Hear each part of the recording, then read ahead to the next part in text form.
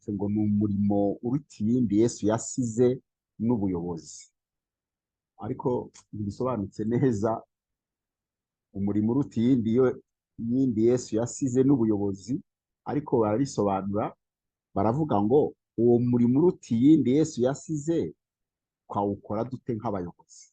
Ibyo rero birasobanutseho gato. Mbere yo kureba ukuntu twawukora nk'abayobozi, nibaza ko ari ngombwa kubanza kumva uwo murimo bavuga uruta iyindi Yesu yasize ni uwuhe. Iki ni igitekerezo cyangwa twakwita concept ishingiye nko ku bintu bibiri, ibintu byo kuvuga ubutumwa bwiza n'ibintu byo guhindura abantu abigishwa ba Yesu. Aribyo mu myaka ishize abantu benshi bawufataga nk'umurimo wo kohereza abantu abamisiyoneri mu bihugu bitandukanye kugira ngo bajye gushaka abantu bataramenya Imana bakizwe.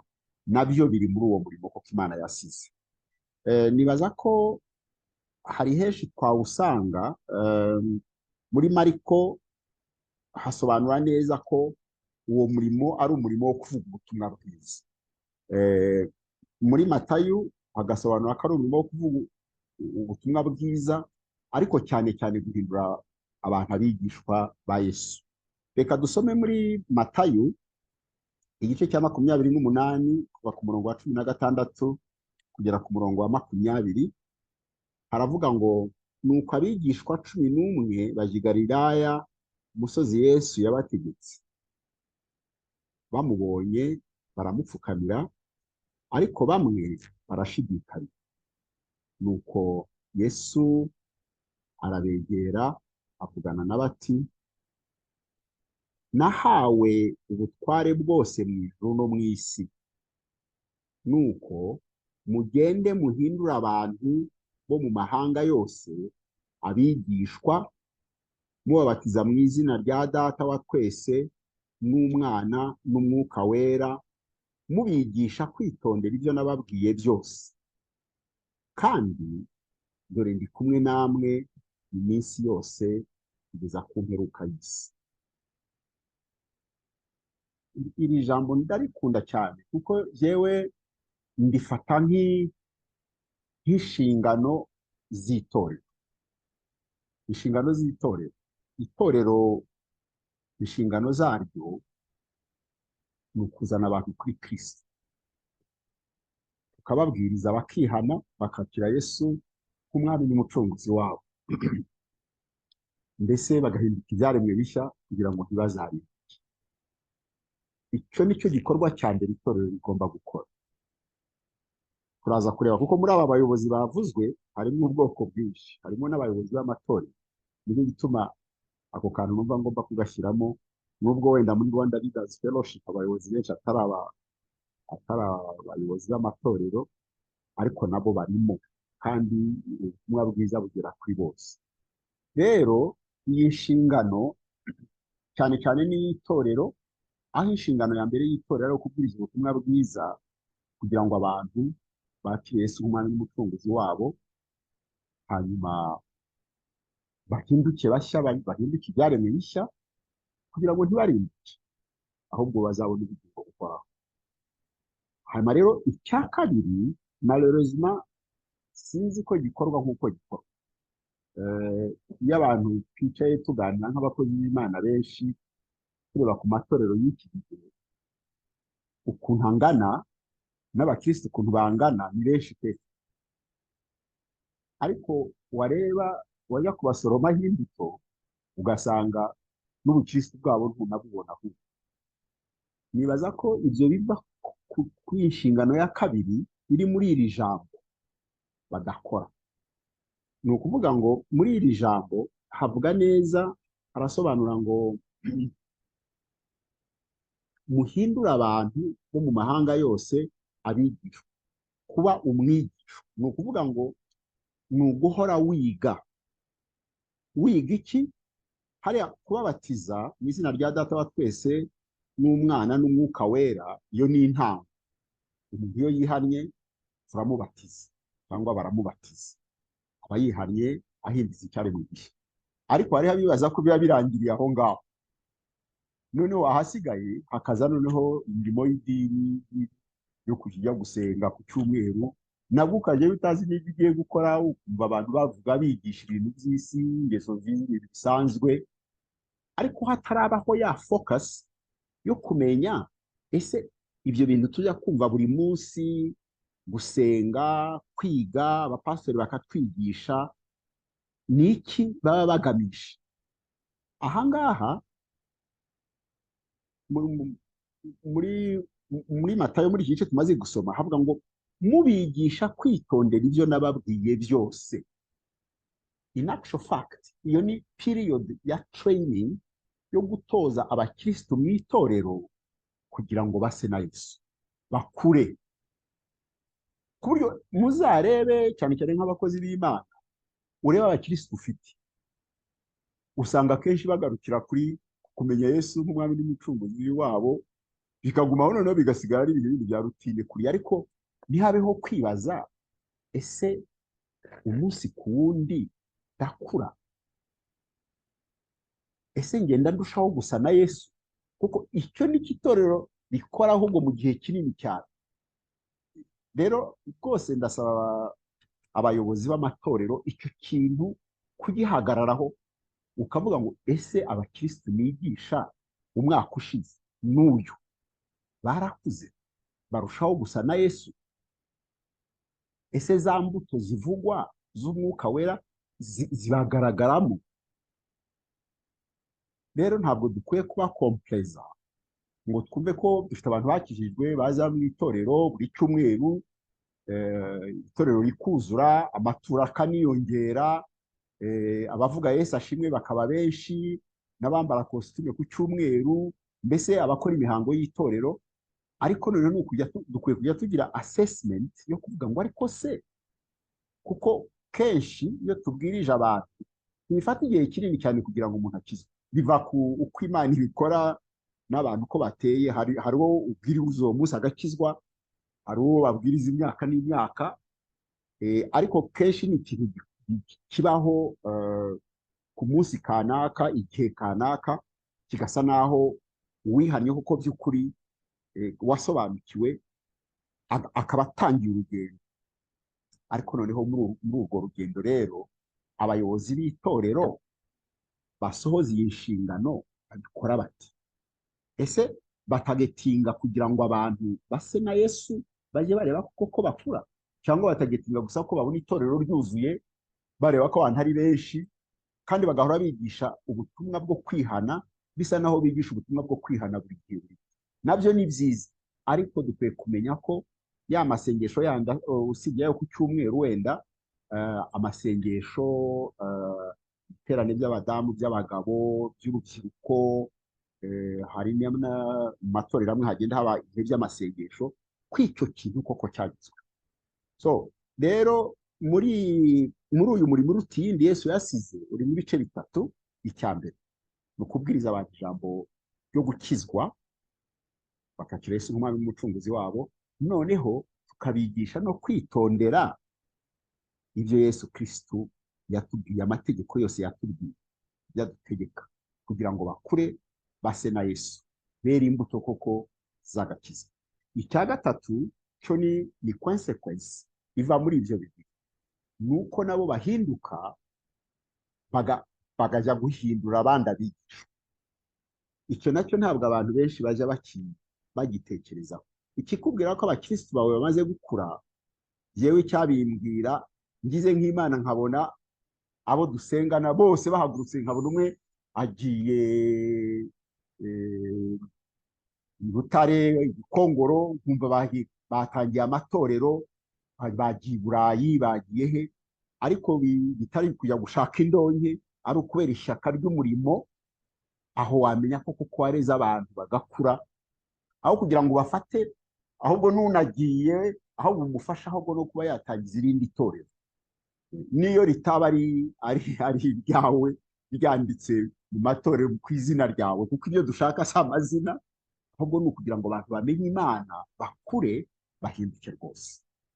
Ubwo ndumva nagarukira aho ngaho ku bayobozi b'amatorero, noneho tuganire muri rusange, kuko iri tegeko uyu murimo uruta iyindi mirimo yose ntabwo ari amatorero gusa wahawe, ni umuntu wese wamenye Yesu. Umuntu yakwibaza ngo ese twese twarabihawe? Cyane rwose. Ijambo ry'Imana rigaragaza ko umurimo ari mugari, nko mu Bakorinto ba kabiri igice cya 5 umurongo wa 17 kugeza ku murongo wa 18 haravuga ngo umuntu wese yari muri Kristo Yesu aba ari icyaremwe gishya, ibya kera bibi bishize, dore byose biba bihindutse bishya. Ariko ibyo byose bituruka mu Mana yiyunze natwe ku bwa Kristo, ikaduha umurimo wo kuyunga n'abandi. Aho ni hahandi wa mukristo wa wundi wavutse ubwa kabiri akigishwa agera noneho agatangira nawe kunga abandi bataramenya Kristo akabunga n'Imana. So ni twese nta n'umwe utarimo aha ngaha. Bibiliya ivuga neza ko turi umucyo w'isi. Hariya muri Matayo 5:14 umurongo igice cya 5 umurongo wa 14 kugeza ku murongo wa 16 haravuga ngo muri umucyo w'isi. Umudugudu wubatswe ku mpinga y'umusozi ntubasha kwihisha. Abavuga abo ngabo n'abakristo bose twese ngo nta wakongeza itabaza ngo baritwikirize intonga, ahubwo barishyira ku gitereko cyaryo bikamurikira abari mu nzu bose. Aba ariko umucyo wanyu ubonekera imbere y'abantu kugira ngo babone imirimo yanyu myiza, bahereko bahimbaza So wo mu ijuru. Aka ngaka ndaza kukagarukaho mvuga abandi bayobozi basanzwe haba mu nzego za leta n'ahandi, kuko turaza kugira ikindi gice hariho nk'ibintu nka 5 nibaza bakora mu buryo bw'inshingano basohoza muri iyi mirimo iruta iyindi Yesu yaduhaye. Ni icyo ngicyo cyane turaza kukigarukaho. Ni ukugira ngo kuvuga ubutumwa ubundi uyu murimo uruta iyindi niko nabisemuye, ni ukuvuga ubutumwa, kuko kwizera kuzanwa no kumva ijambo ry'Imana niko bivuga. Ariko ubutumwa bushobora no kuvugwa umuntu akureba umurika uko ukora uko umeze, turaza kubigarukaho. Ariko ni ukuvuga ngo uyu murimo uratureba twese, abayobozi, abatari abayobozi. Mbese dusomye nko muri Petero wa 2 igice cya 3 umurongo w'9 hagaragara neza ko wenda turanahasoma icyazanye Yesu kwari kugira ngo tuve mu byaha. Abamwakiriye bose bahawe ububasha bwo kuba abana b'Imana, kandi niko turi. Rero nicyo cyazanye Yesu, kandi ijambo ry'Imana rikongera rikavuga twebwe dufatanya na Yesu aca muri twebwe kugira ngo azane benshi kuri we bashobore kubona ubuzima. Aho nashaka ko dusoma haravuga ngo umwami Imana ntitinze isezerano ryayo nk'uko bamwe batekereza yuko iritinze. Irihe sezerano? Yo kugaruka kuza gutwara abamwizeye, ngo ahubwo itwihanganira idashaka ko hagira n'umurimbuka, ahubwo ishaka ko bose bihana. Bose bazihana bate tutababwiye? Abasore bizihana bate batatubonye? Nongo ibikorwa byacu nuko tubayeho kubazana kuri yo bashobore kwihana. So ni ukuvuga ngo iki ni icyerekana ko koko uyu murimo ari umurimo uhambaye ukomeye kandi utureba twese. Muri Timoteyo wa mbere igice cya 2 umurongo wa 3 kugeza ku wa 4 haravuga ngo ibyo nibyo byiza byemerwa imbere y'Imana umukiza wacu, ishaka ko abantu bose bakizwa bakamenya ukuri. Nuvuga ngo umuntu wese wamenye Kristo uyu murimo n'uwo. Ahubwo ikibazo uyu munsi, kuko mwavuze ngo miseri n'izindi zigiye kuza, none twaba turi stumbling block ituma abantu ahubwo bataza kuri Kristo. Naho zende ba statistics z'abakristo babandi banditse nk'abakristo batari babandi batojwe kubaha Imana. Bavuga ko turi ari nka billions ebyiri na miliyoni oya na miliyoni 126 nkaho, ariko muri biliyoni zingahe? Umunani. Muri abo ngabo umunani barengaho gake, hari n'abatarumva ubutumwa bwiza, batarumva na Yesu. None se abazababwiriza ni bande? Ariko si bwo ngubwo bano inshingano zacu tuzikora ko aho hari ikibazo. Bisobanuye rero ko uyu murimo ko kuruta indi mirimo kuva Yesu agiye niwo yasize ahaye abigishwa be n'abamukurikiye bose kugira ngo bawukore. Kubwiriza abantu ubutumwa bwiza no kubahindura abigishwa kugira ngo base na Yesu, bahinduke rwose, bamenye ukuri, bazabona ubugingo buhoraho. Ikibazo, this is a serious challenge. Mwagiza neza gutekereza kuzana iyi topic kugira ngo hari igihe tujya mu bintu ariko ntufate time yo kwicara ngo wongere usuzume urebe what am I doing here.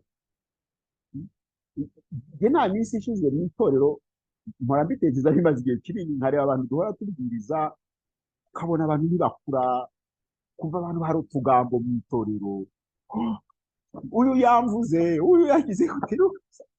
At the end of the day, ariko se abantu bamenye agakiza icyo ari cyo? Kuko iyo umaze kuba umukristo ukize, hari ibintu biba bitakikugaragaraho. Ntabwo uzakuvuga ngo mbese nzagaruka gusenga ngo kanaka yamvuze ngo yagize gute. Ni ukuvuga ngo in actual fact, either abakwigisha niba warihariye by'ukuri bakwigishije nabi, cyangwa wowe ntabwo wihariye kuko ngo umaramaze uhimba icyaremwe gishya. Noneho ukibaza rero, nasanze ahangaha hariho hari ipfundo ry'ikibazo gikomeye cyane. Rero umurimo w'Imana ni umurimo mugari. Muri Luka igice cya 10 kuva ku murongo wa 2 kugeza ku murongo wa 3 baravuga ngo arababwira ati, ibisarurwa ni byinshi ariko abasaruzi ni bake. Nuko mwinginge nyiri ibisarurwa ngo yohereze abasaruzi mu bisarurwa bye.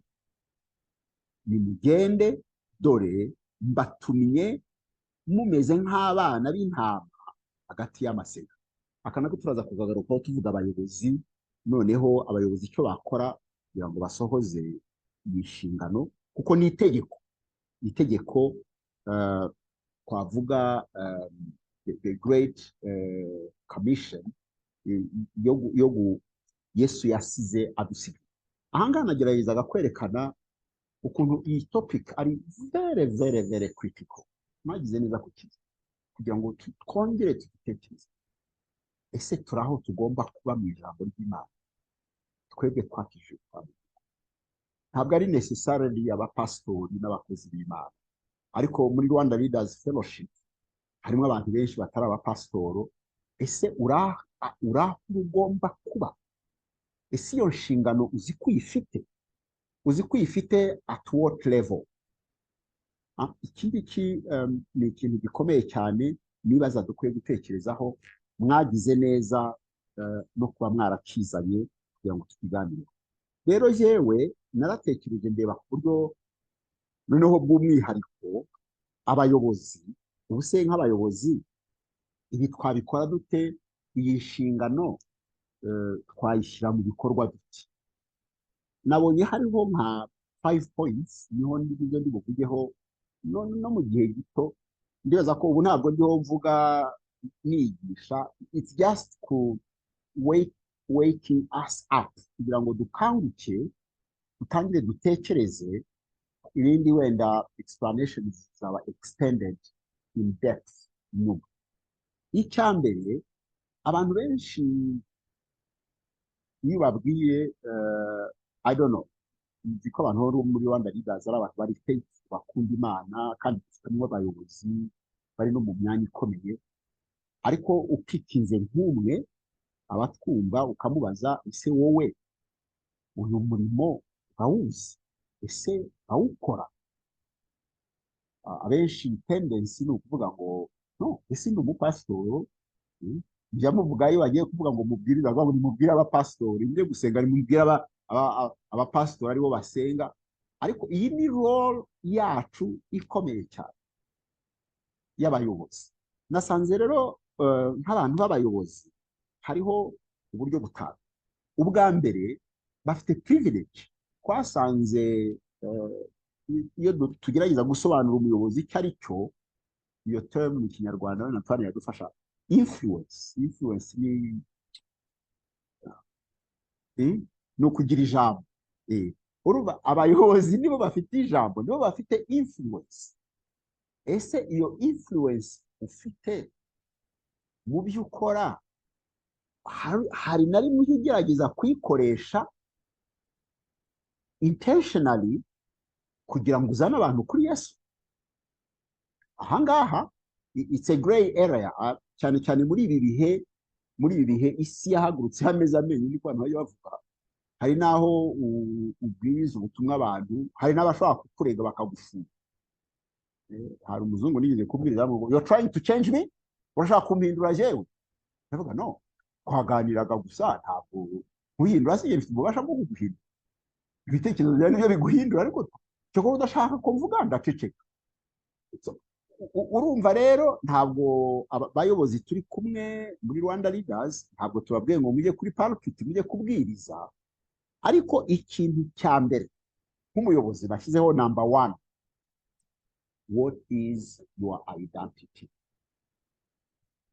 Mu murimo wawe, aho uri, aho ukora, abantu bazi ko urinde, cyangwa wifuza ko abantu bamenya ko urinde, uri iki, ukunda iki, what makes you tick? Unfortunately, abayobozi hari bake bahagarara boldly,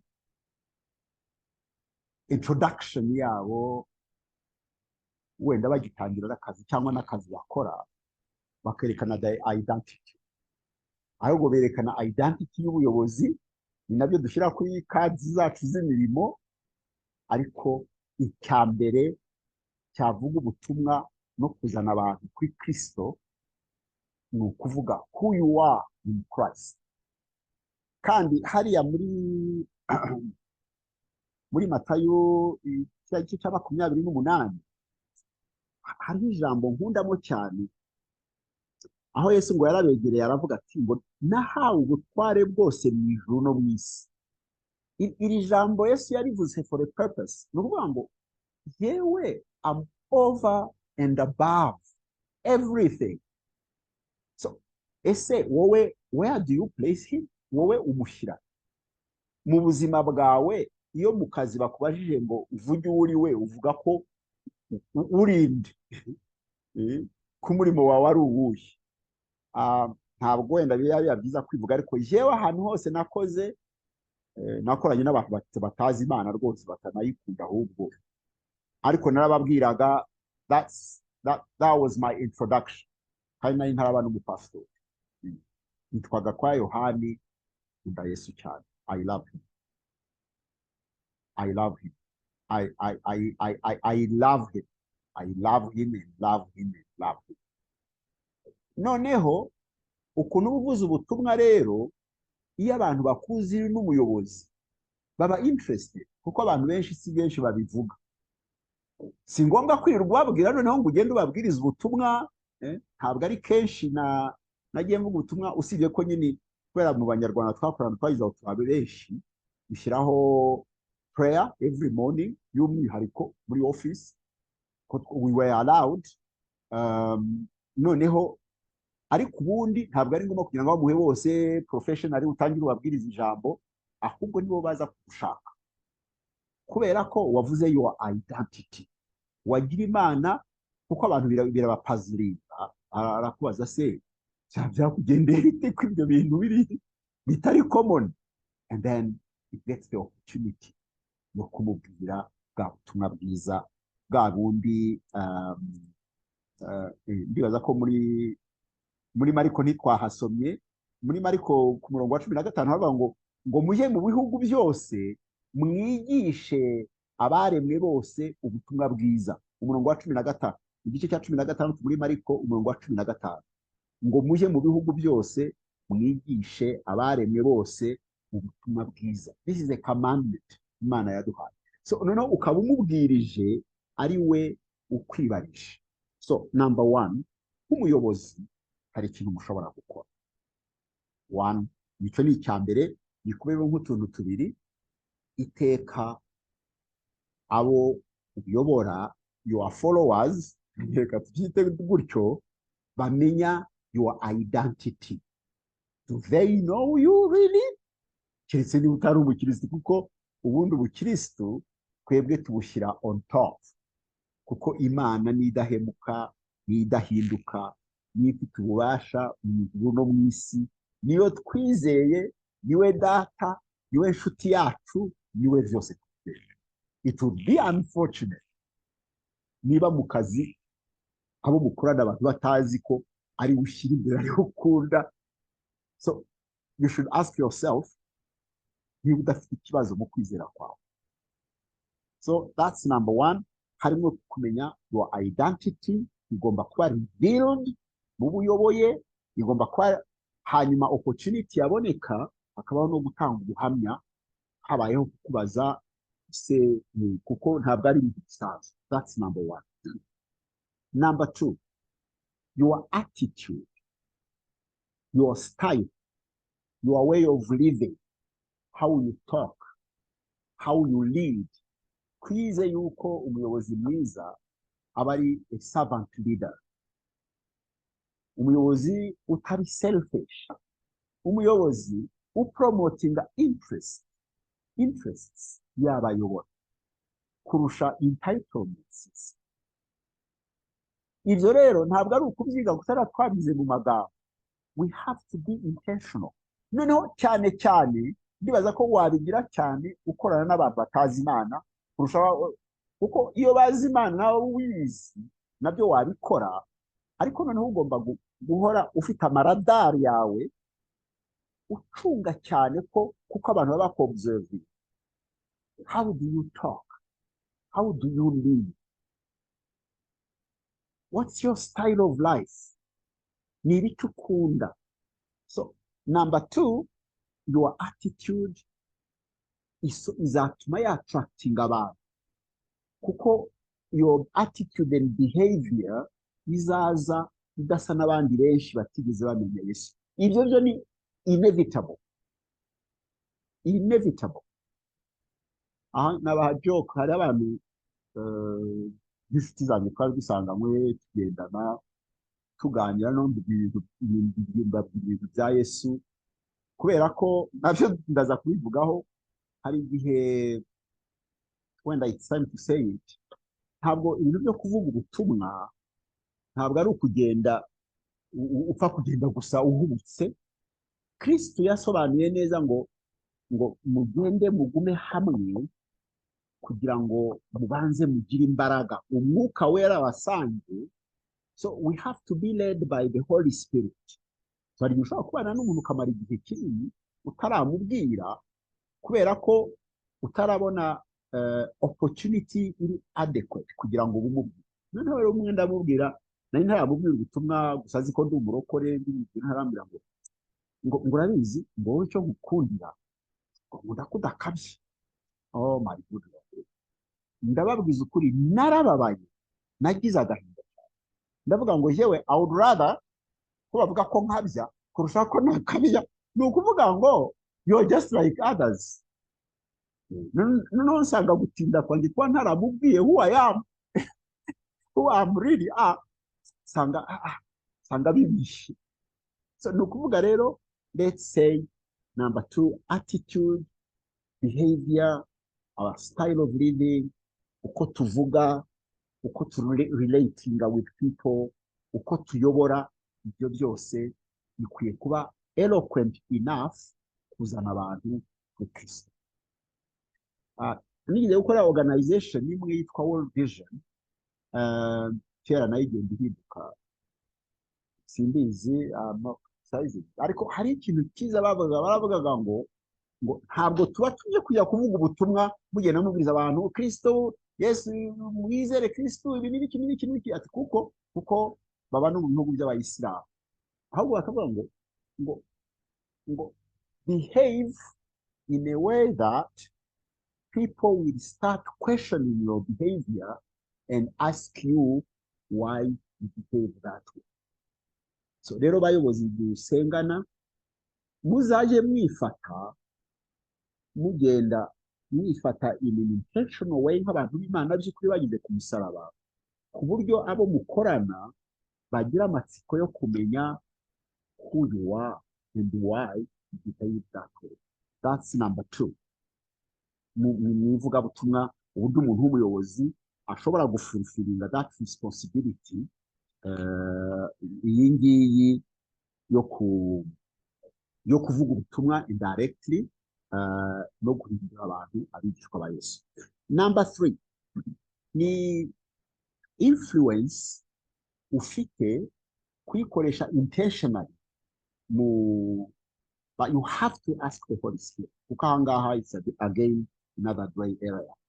Ugiye mu kazi baguhaye akazi uri CEO mu kigo ugatangira kuji preachinga bashobora no kukwirukana kuko hari ibigo bavuga ko ntabwo bo ni secular ntabwo bemera ibintu by'amadini ariko influence yawe you can exercise it ukayikoresha umwuka wera akakuyobora ku buryo your influence ufite mu kazi by your title cyangwa ariko noneho inagaragarira cyane mu your attitude ushobora kugira influence iri intentional influence mu bintu ukora. Number 4 wenda iki ngiki abantu ntabwo baza banabitekerezaho bibagirwa yuko prayer is very powerful.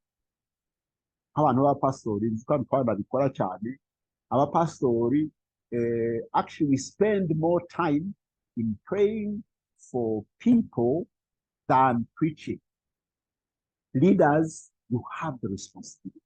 Please pray for the people lead.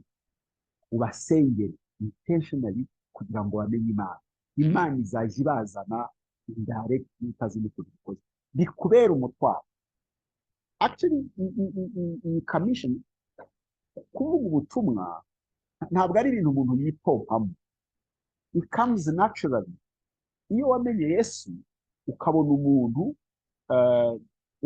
uriho urimbuka it makes you cry. You cry. Urababara ugira agahinda cyane rwose.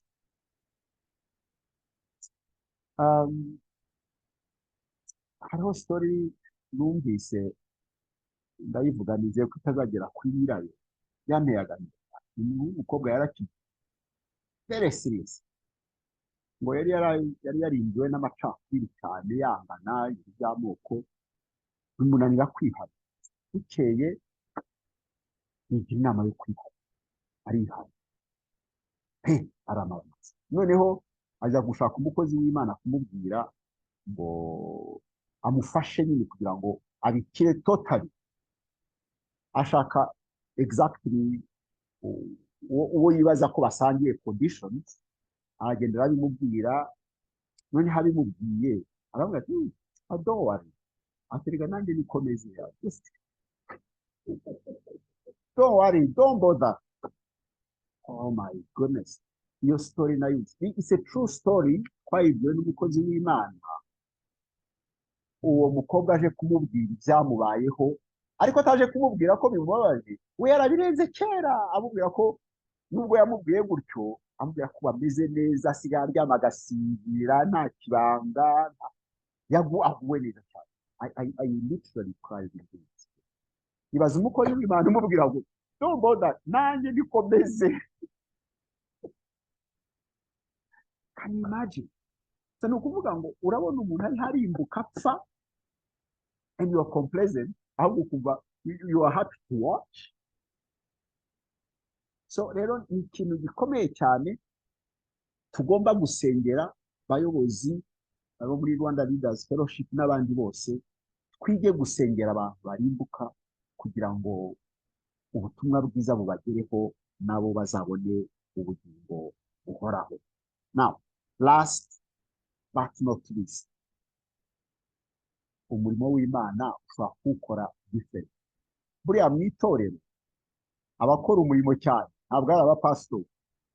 Nigeze kumva ni inkuru bajya bavuga ngo umupasitori yagiye mu ijuru, wakoreye Imana cyane imyaka myinshi, wazanye abantu benshi, wabwiye ubutumwa bwiza, ngo ageze mu ijuru ngo baramwakira. Ni inkuru nyine imfatanyigisho, ngo bamuha intebe nziza, ariko arebye iruhande ngo abone iyi niyo rurangiza. Abazima banjye bibaza ari nka twane bagezeyo, ariko uzi imirimo yanjye ndakoze. Kuko ari mu bavugabutumwa rwose abantu twese dukunda, wakoreye Imana kandi cyane n'umutima we wose, really. And it's we are proud for you, brother. Noneho ngo agezeyo ati se iyi gikomora nziza cyane, iyi ni yande? Atadushira ngo baragenda Amerika, ngo agakecuru kabaga mu rusengero kaburaga gasenga, we nta n'umumenya, nta kweri bitagira. Iyo umuvugabutumwa niyo wabwirije neza abantu baragukuka, we waramfashije, you get some of that. Uyu we nta n'umumenya, wowe ni ukiri ku isi, you got some of your credit from there. Atari kuyu we ibaze umuntu w'urusenga intentionally ku bantu barimbuka, n'aba bandi ubwiriza bagakizwa, actually biba bivuye mu masengesho. So rero abo ni abantu basenga mu itorero.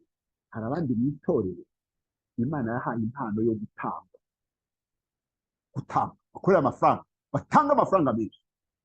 Umuntu agatanga, this is not a joke, nuba atari na story. Mukuru wanjye Pastor Clement nawe ni member wa Rwanda Leaders Fellowship, yagurishije inzu ye agura church. Urumva abayobozi gituma muvuze nuko ibaze kugurisha inzu wari urimo ugafata amafaranga ukayakugura ahantu kugira ngo abantu bahasenge. This is not, ntabwo ari investment yagize ngo akuremo amafaranga. No, nari kuko aho yayiguze nta bantu batanga amafaranga. Ariko it shows gutanga bishobora kuvuga ubutumwa kurusha no gusenga cyangwa no kujya kuri pulpit ukavuga Mana, je sinzi kuvuga ubutumwa, no amagambo ntabwo nyamya cyane ibi, ariko Mana mu byo wampaye zagutangira mu murimo, ugatagetinga umurimo w'ivugabutumwa, ugatanga kugira ngo uzane abantu kuri Kristo, ugaha abantu bari faithful bakorera Imana kugira ngo bazane abantu kuri Kristo. Rero abayobozi hejuru y'ibindi byose bakora natwe dukora, in addition to that, ibintu bitanu nibyo bashobora gukora nk'abayobozi, kandi by'umwihariko nubwo n'ibindi natwe twabikora birimo twakoramo kugira ngo barangure neza inshingano yo kuvuga ubutumwa bwiza no guhindura abantu abigishwa ba Yesu. Reka ndekera aha ngaha, Imana igishe.